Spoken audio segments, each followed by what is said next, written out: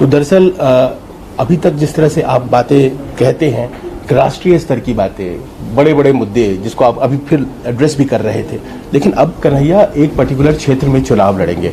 मनोज तिवारी ने तो बता दिया कि किन मुद्दों पर आपको वो घेरेंगे। आपके पास कौन से मुद्दे? मेरे पास वही मुद्दे हैं, 5 न्याय हमारे पास। देखिए, हम उनके ऊपर कोई व्यक्तिगत हमला नहीं वो तो क्षेत्र विशेष की बात हो रही है। मैं कह रहा हूं कि हम उनके ऊपर कोई व्यक्तिगत हमला नहीं करेंगे, हम उनके ऊपर कोई दोषारोपण नहीं करेंगे। वो किस प्रोफेशन से आते हैं, वो कमाने खाने के लिए क्या काम करते रहे, उस पर हमको कुछ नहीं कहना है। हम तो उनसे यही पूछेंगे कि आप 10 साल से सांसद हैं, आपने 10 साल में उस क्षेत्र के लिए क्या काम किया है, आप उस क्षेत्र की जनता को बताइए। और हम क्षेत्र की जनता को बताएंगे कि आप अगर हमको आशीर्वाद देते हैं तो हम आपके लिए क्या करेंगे।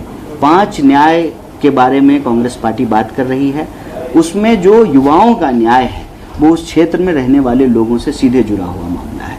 आप जानते हैं कि अग्निवीर योजना के चलते खास करके जो लोग आर्मी में सेवा देना चाहते थे उनका सपना टूटा है। इस देश में प्रधानमंत्री 5 साल के लिए बनेगा और सेना में जो है सेवा देने के लिए आप 4 साल का समय दे रहे हैं। तो ये जो सच्चाइयाँ हैं, ये सच्चाइयाँ हम जनता के बीच में लेकर के जाएंगे। और महिलाओं के लिए जो आधी आबादी है उनके हक और अधिकार के लिए कांग्रेस पार्टी महालक्ष्मी योजना लेकर के आई है कि महिलाओं को 1 लाख रुपया प्रति वर्ष देंगे, 8,500 रुपया महीना देंगे। तो हमारे पास जो सकारात्मक एजेंडा है महिलाओं के लिए, नौजवानों के लिए, किसानों के लिए, मजदूरों के लिए, हम कह रहे हैं कि 400 रुपया जो है न्यूनतम मजदूरी देने का काम करेंगे।